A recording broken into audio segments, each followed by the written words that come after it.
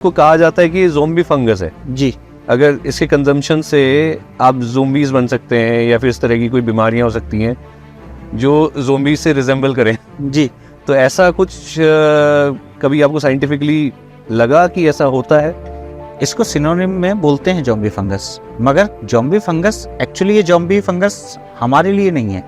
होता क्या है कि कोई particular organism person to person या एनिमल टू एनिमल या अलग अलग स्पीसीज में अलग अलग तरीके से बिहेव करता है। हमारे पास दो तरीके के एनिमल मतलब ऑर्गेनिज्म है जी। एक जो कोल्ड ब्लडेड है, एक जिनका अपना टेम्परेचर है बॉडी का, ठीक है। तो जिनका अपना कोई बॉडी टेम्परेचर नहीं, जैसे इंसेक्ट्स। तो जब इंसेक्ट कभी भी कॉर्डिसेप्स के कांटेक्ट में आता है तो हमेशा वो क्या होता है कि इसकी बॉडी के उसके नर्वस सिस्टम पे पूरी तरीके से कब्जा इस मशरूम का हो जाता है। आप ये इंटरनेट पे देखना कि कुछ आपको फोटोज मिलेंगे चींटियों के, कुछ कीड़ों के जिनकी बॉडी से फंगस निकला हुआ है। इसीलिए कॉर्डिसेप्स साइनेंसिस में भी आप देखना कि उस पर्टिकुलर कैटरपिलर के ऊपर, इसको कैटरपिलर फंगस भी बोलते हैं इसीलिए, हाँ जी, उसके सिर के ऊपर से एक पर्टिकुलर मशरूम का एक पार्ट निकलता है। हेलो व्यूअर्स, आज मैं आपको एक ऐसे व्यक्ति से मिलवाने वाला हूं जिन्होंने एक ऐसे कॉन्सेप्ट को इंडिया में इंट्रोड्यूस किया जिसका नाम है फूड फार्मास्यूटिकल। तो आइए मिलते हैं गौरवेन गंगवार जी से। नमस्कार। नमस्कार सर। जो हॉलीडेज पे हैं लेकिन हमें समय दिया, इसके लिए बहुत बहुत धन्यवाद जी। थैंक यू सर, और आपके यहाँ आने के लिए बहुत बहुत धन्यवाद। आपने आए यहाँ पे और बात करते हैं क्योंकि लोगों को ये जानना जरूरी है कि अभी क्या फूड फार्मास्यूटिकल है जी और हम किस कॉन्सेप्ट पे वर्क कर रहे हैं। मैं इसी क्वेश्चन पे आने वाला था अभी जी। एक तो पहले मुझे ये इस चीज़ के बारे में काफ़ी क्यूरियसनेस है, जब से आपसे मिला हूँ, जब से आपके बारे में पढ़ा है। आपकी जो लिखी हुई किताबें हैं, आपके पेपर्स हैं, वो थोड़ा बहुत हमने उस पर रिसर्च करी और जाना इस चीज़ के बारे में। बट फिर भी ऑडियंस के लिए आप ये बताना चाहेंगे फूड फार्मास्यूटिकल है क्या चीज़? ओके। तो चंद्र जी, अगर मैं इसको एक बहुत छोटे टर्म में बात करूं तो फूड फार्मास्यूटिकल को दो पार्ट में बांटते हैं जी। Food plus pharmaceutical. फार्मास्यूटिकल जो दवाइयां हैं, हमारे ग्रंथों में भी ये बात बहुत अच्छे से कही गई है कि आहारो महाभेषजम, मतलब food is a best medicine. अगर फूड सबसे अच्छा मेडिसिन के तौर पे है तो क्यों ना हम फूड को ही एज ए मेडिसिन के तौर पे इस्तेमाल किया जाए। अच्छा। तो इसी कॉन्सेप्ट पर हमारा बन रहा है ये एक जो दवाई का ये कंपनी का जो हमारा बेस बना वो फूड फार्मास्यूटिकल में। इसका और अगर हम एक लेमन की लैंग्वेज में समझाएं तो ये ना तो एलोपैथिक मेडिसिन है, ना ही आयुर्वेदिक मेडिसिन है, ना ही सिद्धा यूनानी इस तरीके की किसी मेडिसिन सिस्टम में नहीं आता है। ये बिल्कुल आपके लिए एक फूड सप्लीमेंट जो आपका रेगुलर फूड है, उस फूड में हम कुछ आपके साथ ऐसा एड ऑन कर रहे हैं जिसका इम्पैक्ट जो है एक फार्मास्यूटिकल की तरह है। सेफ्टी बिल्कुल फूड है कि आप 2 पूड़ी खा रहे हो, 4 पूड़ी खा रहे हो, आपको कोई दिक्कत नहीं है। आप कभी ज्यादा खा लोगे तब भी दिक्कत नहीं है, मगर ये आपको नुकसान नहीं पहुंचाता। तो ये फूड के तौर पे बहुत सेफ है, इसीलिए इसे फूड का कैटेगरी दी गई है। मगर जो इसके लॉन्ग टर्म इम्पैक्ट हैं आपकी बॉडी पे, आपके मेटाबॉलिज्म पे और आपके रोग प्रतिरोधक क्षमता पे, तो ये एक फार्मास्यूटिकल की तरह वर्क करता है। इसीलिए इसको बोलते हैं food pharmaceutical. Safe as food, as effective as medicine, so that's why it's a food pharmaceutical. एक इसी चीज़ से, इसी जानकारी जो आपने मुझे दी, इसी जानकारी से मुझे ये लगता है कि तो ये नॉर्मल लोगों के लिए ही जैसे कि आप हेल्दी हैं या हेल्दी लोग इस चीज़ को यूज़ करेंगे या फिर जो बीमार है व्यक्ति वो इस चीज़ को फूड सप्लीमेंट की तौर पे यूज़ करेंगे? इसको मैं समझाता हूँ कि इंडिया में या कहीं पे भी हमेशा हम लोग दवाइयों की तरफ तब जाते हैं जब बीमार हो जाते हैं जी। ठीक है, मतलब हमने दवाइयों का ऐसा ले रखा है कि जब हमारी बीमारी आ जाएगी, हम परेशान होने लगेंगे, तब हम कहीं हॉस्पिटल या किसी डॉक्टर्स के पास जाएंगे। पर हमारे कॉन्सेप्ट ये कि बीमार होना ही क्यों है। तो इसमें किस फॉर्म में ये चीज़ मतलब आप टैबलेट्स है, ये कहाँ से डिराइव्ड है, क्या ओरिजिन है, इस बारे में कुछ बताइए। बिल्कुल बिल्कुल। अब आपके पहले वाले क्वेश्चन पे मैं पहले आता हूँ कि इसको क्या नॉर्मल लोग ले सकते हैं जी। एक्चुअली क्या है, आप जब बीमार नहीं होते तब भी आप खाना खा रहे होते हो। आपके खाने में सारी तरीके से विटामिन होते हैं, मिनरल्स होते हैं जी। वो आपको रेगुलर फूड में आते हैं, यही आपकी बॉडी को बना रहे हैं, आपके मसल्स बनाने का काम, आपके एंजाइम बनाने का काम। आपको जो डेली लाइफ में आपको जो ह्यूमन बीइंग बना रहा है, जो आपका जो सारी भरण पोषण कर रहा है, वो कहीं ना कहीं आपका फूड है। तो आप नॉर्मल फूड ले रहे हो, जब बीमार होते तब भी फूड ले रहे हो जी। तो इसीलिए फूड फार्मास्यूटिकल एक ऐसी चीज है, जब आप बीमार नहीं हो तब इसलिए लो ताकि आप बीमार नहीं हो। और अगर बाई चांस आप बीमारी में हो तब आप लोगे तो आपको वो जल्दी रिकवर करने के लिए काम में आएगा। तो ये दोनों के लिए एप्लीकेबिलिटी है, जो लोग अपने आप में बीमार हैं उनके लिए भी, और जो बीमार नहीं होना चाहते। अब इसको अगर एक और टर्म में कहें, जैसे आप इंश्योरेंस है जी, आप इंश्योरेंस जो लेते हो वो लाइफ इंश्योरेंस की बात करते हैं ना, कि जिंदगी के साथ भी जिंदगी के बाद भी। तो ऐसा नहीं है कि आपने इंश्योरेंस लिया तो आप कल मर जाओगे जाके, मगर आप अपने फ्यूचर की प्रोटेक्शन के लिए लेके ले रहे हो। तो फूड फार्मास्यूटिकल भी ऐसा है कि आज आप अपने लिए बॉडी में अगर इसको खाना, अपने फूड के साथ में इसको जगह देते हो, अपनी थाली में इसको जगह देते हो, अपने डेली रूटीन लाइफ स्टाइल में जगह देते हो, तो ये आपके फ्यूचर में होने वाली प्रॉब्लम्स को बचाता है, आपको बीमारी से बचाता है। तो ये बिल्कुल वैसा ही है जैसे आपका हेल्थ इंश्योरेंस है कि आपने आज लिया, कल को बीमार पड़े तो आपको पैसे की किल्लत ना हो। हम कहते हैं पैसे की किल्लत अलग बात की है, आपकी बॉडी को कोई परेशानी ना हो ना। जब बॉडी को कोई परेशानी नहीं होगी, आप बीमार नहीं होगे, तो आपको वो जरूरत ही नहीं है। तो जनरली जो आपका जो इंश्योरेंस पॉलिसी है, हेल्थ इंश्योरेंस पॉलिसी है, वो आपके लिए करती है आपके फाइनेंशियल हेल्प। हम आपकी बॉडी के लेवल पे हेल्प कर रहे हैं उसको इंश्योर करने के लिए कि आप बीमारी से बचे रहें और ओवरऑल आपको प्रोटेक्शन हमेशा बना रहे। तो ये आपने जो टर्म बताया मुझे, फूड फार्मास्यूटिकल, जी, ये टर्म आपके दिमाग में कहाँ से आया और इस टर्म का के पीछे बैकग्राउंड स्टोरी क्या है? ओके, हम इसको चलते हैं देश की आज़ादी से पहले के टाइम में। जी, तब हम लोग लार्जली डिपेंड थे, हम आयुर्वेदिक मेडिसिन पे, प्लांट बेस्ड मेडिसिन पे डिपेंड थे। जी जी जी। आज़ादी के बाद में हम लोगों ने एलोपैथिक मेडिसिन पे डिपेंडेंसी हमारी बढ़ती चलेगी खूब बड़ी। अब पूरे वर्ल्ड में एलोपैथिक मेडिसिन का एक तरफा रोल है। टोटल जो कंजप्शन होता है उसमें से 2% ऐसा है जो अल्टरनेटिव मेडिसिन इस्तेमाल होती है, 98% जो है वो एलोपैथिक मेडिसिन जनरली इस्तेमाल हो रहा है। मगर ये कॉन्सेप्ट मेरा इंट्रोड्यूस किया हुआ नहीं, इंडिया में मैंने इंट्रोड्यूस किया, मगर ये एक्चुअली यूएस में या वेस्टर्न वर्ल्ड में ऑलरेडी स्टार्ट हो चुका है। तो वो ये नहीं चाहते हैं कि मैं टोटली एलोपैथिक मेडिसिन पे डिपेंड रहूं, क्योंकि कुछ साइड इफेक्ट हैं, लॉन्ग टर्म में लेने से अपने आप में दिक्कतें हैं, और जो अल्टरनेटिव मेडिसिन है उनका बहुत धीमे धीमे प्रोसेस होता है। तो वो ये चाहते हैं कि उनके फूड में कोई चीज़ ऐसी इंट्रोड्यूस हो जाए जो उन्हें मेडिसिन की तरह लेनी ना पड़े, और साथ साथ में धीमे धीमे उनको इतना फर्क पड़ जाए कि वो उनको लॉन्ग टर्म की मेडिसिन की तरह वर्क करने लगे, और उनको ये इम्पैक्ट उनके दिमाग में ना जाए कि मुझे कोई मेडिसिन नहीं लेनी है। अब इसका सबसे एग्जांपल हम लोग लेते हैं, अपने एक साउथ इंडिया में हम लोग करी पत्ता इस्तेमाल करते हैं।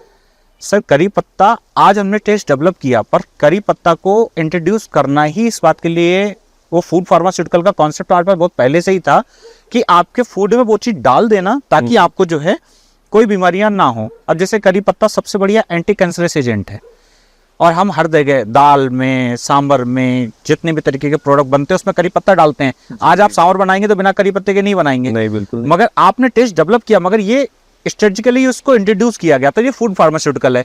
हम धनिया पत्ता इस्तेमाल करते हैं, आज हमें टेस्ट बहुत अच्छा लगता है, हम बिना धनिया पत्ते के सब्जी नहीं खाते हैं, ठीक है, मगर एक्चुअली धनिया आपके लिए एंटी डायबिटिक एजेंट है। तो वो दिया गया, आपने सब्जी में डाला, खाया, अनकॉन्शियसली आप कहीं ना कहीं वो मेडिसिन को लॉन्ग टर्म में कंज्यूम कर रहे हो। तो ये फूड का पार्ट है। तो फूड फार्मास्यूटिकल को हम अगर ध्यान से देखेंगे तो हमारे आसपास बहुत सारी चीजें ऐसे मिल जाएंगी। जैसे आपने एक और फूड फार्मास्यूटिकल का एग्जांपल बताते हैं, आप सौंफ खाते हो जी, खाना खाने के बाद में आपने मीठा और सौंफ खाया, क्यों खाया जाता है? सौंफ का सबसे बात ये कि आपने जो भी बहुत हार्ड चीजें खाई है वो आपकी डाइजेस्टिबिलिटी में है, तो ये वो मेडिसिन है जो आपके फूड में इंट्रोड्यूस की गई, आपने उसे फूड का पार्ट बनाया और लॉन्ग टर्म में वो आपको प्रोटेक्टेड रख रहा है। तो यही कॉन्सेप्ट को अब हम प्रिसाइज करके लेके आ गए हैं फूड फार्मास्यूटिकल। अब हम इसके एक मेडिसिन के टर्म में दिखने जैसा, वैसा कैप्सूल दिखे, वैसे टैबलेट दिखे, और आपको वो पूरे बैग में बहुत बड़े अमाउंट में ना लेके छोटे से पार्ट में, ताकि आप उसको रेगुलर अपने बैग में भी रख के वो डब्बी रख जाएं, उससे 2 कैप्सूल खा लिए, 1 कैप्सूल खा लिए, तो आपकी सारी कमियों को पूरा करने के लिए हमने वो बना के दे दिया आपको। तो आपका कहना ये है कि जो ये फूड फार्मास्यूटिकल्स है, जो हमारे फूड में पहले से ही चीज़ें दी हुई हैं, हमारी भारतीय संस्कृति में, जो हमारे फूड में, जो हमारे इंडियन फूड में जो चीज़ें यूज़ होती हैं, वो इसका पार्ट है। एग्जैक्टली। हम लोग बहुत सारे ऐसे रिचुअल्स हैं, हम लोग अपने त्योहारों में या वैसे करके या खाने में हम लोग जो इस्तेमाल करते हैं, हमारी जो वैदिक संस्कृति है ना, उस संस्कृति ने ये चीज़ हमें बहुत पहले से इंट्रोड्यूस की है और हमने इसको कल्चर का पार्ट माना हुआ है। जैसे हम लोग तुलसी की पूजा करते हैं जी, और आपने देखा होगा कि हम चरणामृत में तुलसी डालते हैं। जी जी जी। तुलसी पूरे वर्ल्ड में इकलौता ऐसा प्लांट है जिसमें मरकरी मिलता है, और मरकरी हमारे शरीर के लिए बहुत माइन्यूट कंडीशन में बहुत ही ज़्यादा रोग प्रतिरोधक क्षमता पैदा करने के लिए इंपॉर्टेंट है।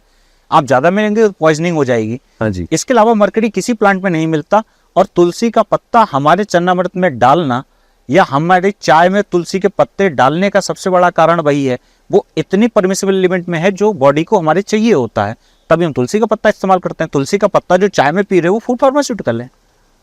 एक चीज़ और दिमाग में आई थी जब आपके पेपर्स पढ़ रहा था, तो उसमें आपने कॉर्डिसेप्स का जिक्र किया है काफ़ी जी, और मुझे लगता है वही आपका बेस है इन इस कंपनी को डालने के का। पीछे जी, और एम्ब्रोशिया के पीछे वही एक बेस है। तो आपको कितना समय हो गया और कुछ इस सुपर फूड के बारे में जिसको आपके पेपर्स में लिखा हुआ हमने देखा? जब हम फूड फार्मास्यूटिकल ढूंढ रहे थे ना जी। कि हम ऐसा क्या इंट्रोड्यूस करें, तब हमारे कॉन्सेप्ट में कॉर्डिसेप्स आया। कॉर्डिसेप्स के बारे में एक पेपर पढ़ रहा था और उसमें हमारे एक साइंटिस्ट हैं, वो हमेशा ये बात कहते हैं कि अगर गॉड को किसी दवाई का शेप प्लांट के शेप में या ऑर्गेनिज्म का शेप देना होगा ना, तो वो हमेशा कॉर्डिसेप्स को देता, क्योंकि कॉर्डिसेप्स पे पूरे वर्ल्ड में करीब 60,000 रिसर्च पेपर्स लिखे गए। आप जस्ट डिजीज का नाम लीजिए, उसके पीछे कॉर्डिसेप्स प्लस में डाल दीजिए, आपको रिसर्च पेपर मिल जाएंगे, ह्यूमन ट्रायल्स मिल जाएंगे, उनकी एप्लीकेबिलिटी मिल जाएगी। तो अगर एक सिंपल भाषा में इसको कॉर्डिसेप्स को बताया जाए तो क्या चीज़ है ये? ये भू संजीवनी है। भू संजीवनी? हाँ, संजीवनी तो हम सब जानते हैं, हम हमेशा कहते हैं कि ये दवाई संजीवनी, वो संजीवनी है। बस संजीवनी का असली अर्थ अगर देखा जाए तो संजीवनी आपको ओवरऑल प्रोटेक्शन करने के लिए, आपकी बॉडी की हर जरूरत को, हर घाव को भरने के लिए या हर बीमारी से दूर करने के लिए संजीवनी। इसका संस्कृत में एक्चुअली नाम भू संजीवनी के नाम से इस्तेमाल करते हैं हम। कहाँ पाई जाती है और कैसे आप? ये हिमालय के 5000 मीटर के हाइट में होती है और इसकी 400 से ज़्यादा स्पीसीज हैं, जिसमें से 2 स्पीसीज सबसे ज़्यादा इस्तेमाल होती हैं, cordyceps sinensis, cordyceps militaries. Cordyceps militaries को हम लोग कॉमर्शियल लेवल पे बहुत बड़े प्रोडक्शन में लेके आ सकते हैं। इसीलिए हमने जितने कॉन्सेप्ट बनाए तो हम ये कॉर्डिसेप्स को फूड में इंट्रोड्यूस करने वाले थे। अच्छा। और ऐसा नहीं है कि मैं दुनिया का पहला बंदा हूँ जो ये इंट्रोड्यूस कर रहा हूँ। एक्चुअली क्या है कि हमारे तिब्बतियन रीजन में जो इंडिया का हमारा पार्ट है, वहाँ से बहुत पहले से ही वहाँ के ट्राइब्स जो थे वो इसको कंज्यूम करते थे एनर्जी के लिए, रोग प्रतिरोधक क्षमता के लिए, सेक्सुअल डिस्फंक्शंस के लिए, और उन्होंने खाना स्टार्ट किया। बाद में अब जाके इसको कॉमर्शियल लेवल पे हमने प्रोडक्शन करना स्टार्ट किया और अब हम ये चाहते हैं कि ये चीज़ हमारे खाने में इंट्रोड्यूस हो, क्योंकि कॉर्डिसेप्स क्या है कि आप 100 से ज़्यादा डिजीजेस को सीधे टैकल करता है। आपको कोई साइड इफेक्ट क्रिएट नहीं करता। आप डायबिटीज़ के लिए खाओगे तो आपका अस्थमा ठीक होगा, आपका ब्रोंकाइटिस भी ठीक हो जाएगा, आपको फाइलेरिया भी ठीक हो रही है, आपका कैंसर का भी दिक्कत खत्म हो रही है, आपको हार्ट की प्रॉब्लम्स खत्म हो रही हैं, आपके किडनी के, लिवर के, ये सारी प्रॉब्लम्स जो है ना उसको ख़त्म करने का काम करने लगता है।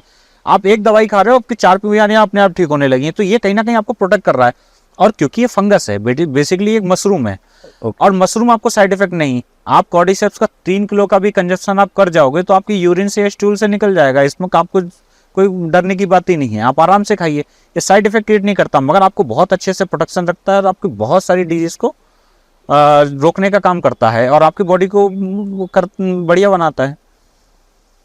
तो ये जब आपके मन में विचार आया कि कॉर्डिसेप्स पे काम किया जाए, तो जब ये विचार आ रहा था तो कुछ कठिनाइयाँ आपने देखी इस चीज़ को एक्सप्लोर करने में? क्योंकि आपने खुद ही अभी बताया कि इस पर काफ़ी रिसर्च हो चुकी है पहले, तो आपकी रिसर्च क्या डिफरेंट थी उस चीज़ से?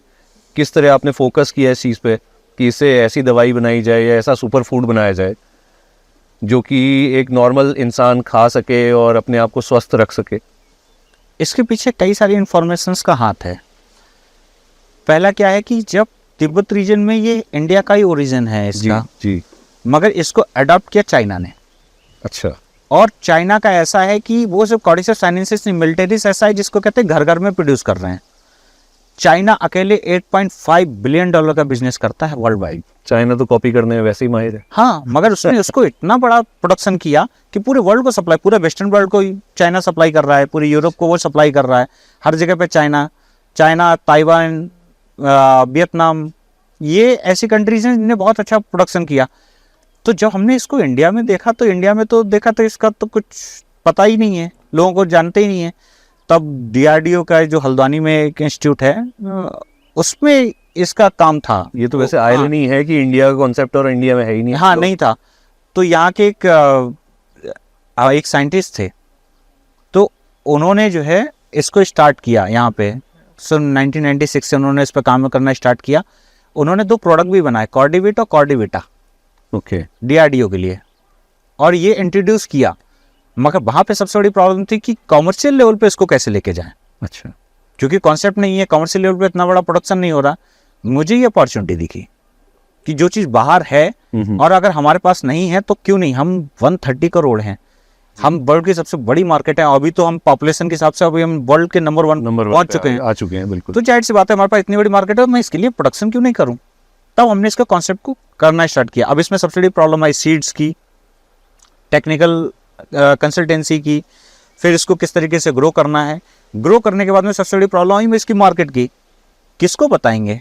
आप कॉन्सेप्ट बताना बहुत जरूरी है, कितने प्राइसिंग में आ रहा है। दूसरा क्या है कि एक और चीज़ है इसके कॉन्सेप्ट की, ज़ॉम्बी फंगस है ये, या बहुत महंगा है, ये सब सारी प्रॉब्लम्स आई। कई क्वेश्चंस मेरे दिमाग में भी आए जब मैंने थोड़ा रिसर्च किया इसके बारे में।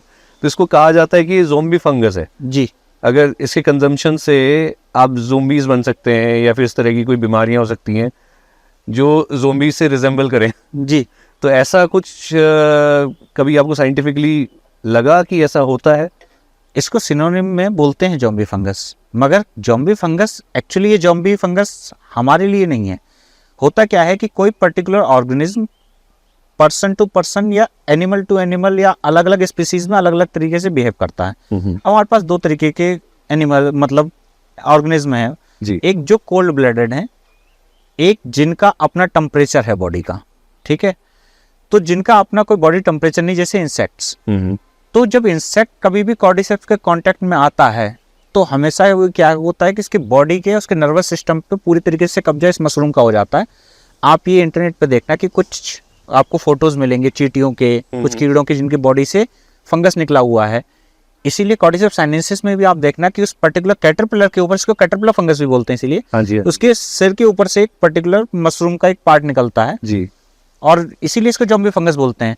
पर ह्यूमन बीइंग में ऐसा कोई प्रॉब्लम नहीं है, क्योंकि हमारा टेम्परेचर 36 डिग्री सेंटीग्रेड हमारे बॉडी का टेम्परेचर है और ये 22 डिग्री से ऊपर पे आके ऑटोमेटिकली खत्म हो जाता है और ये हमको कभी इन्फेक्ट नहीं कर सकता। और आपको एक फन फैक्ट बोलूं, बताइए। एक वेब सीरीज है HBO पे, last of us. Last of us, yes, उसमें पूरा कॉन्सेप्ट ही इस बात का दिखाया गया है कि कैसे कॉर्डिसेप्स एक पैंडेमिक बनी, लोगों को इन्फेक्ट किया, उनको मशरूम में कन्वर्ट कर दिया, उनका दिमाग पागल हो गया और वो दूसरे को अगर काटते हैं, उनके कांटेक्ट में आते हैं तो उनको मशरूम का इन्फेक्शन हो जाता है।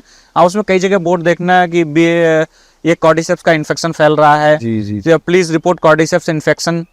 ऐसे इन्फेक्शन सेंटर्स बने, जैसे अपने कोविड सेंटर्स बने थे, इस तरीके से कॉर्डिसेप्स के बने। अब लोगों ने वो देखा होगा तो उन्हें लगा होगा हो सकता कोई ऑर्गेनिज्म हो, पर ये सोचिए कि कॉर्डिसेप्स को भूत संजीवनी भी बोलते हैं, तो ये आपके अमृत का भी काम है। ये कीड़ों के लिए अमृत नहीं है क्योंकि ये उनके लिए किलर फंगस है, मगर हमारे लिए ये बहुत बड़ा एक संजीवनी की तरह वर्क करता है।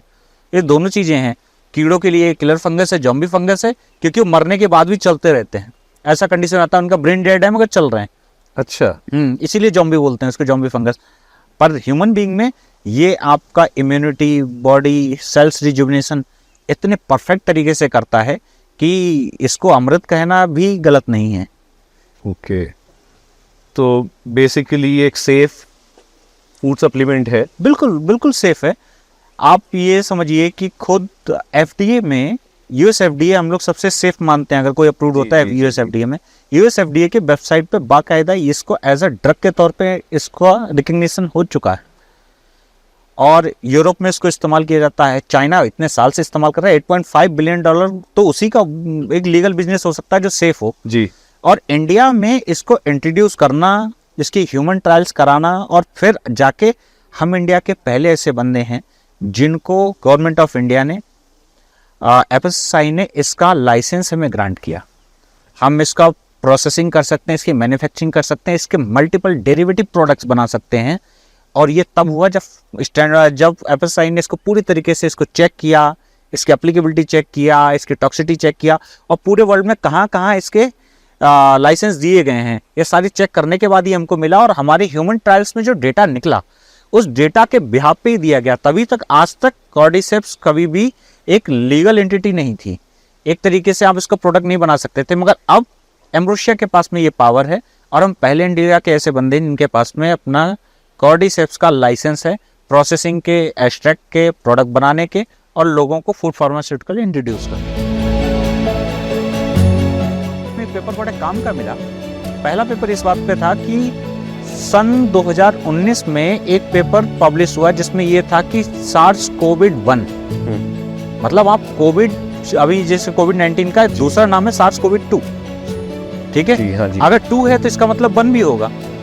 तो सार्स कोविड-1 का जो पर्टिकुलर जो वायरस था उसके लिए एक दवाई बनाई और इसके लिए ह्यूमन ट्रायल्स हुए, उसका अप्रूवल हुआ 2019 में।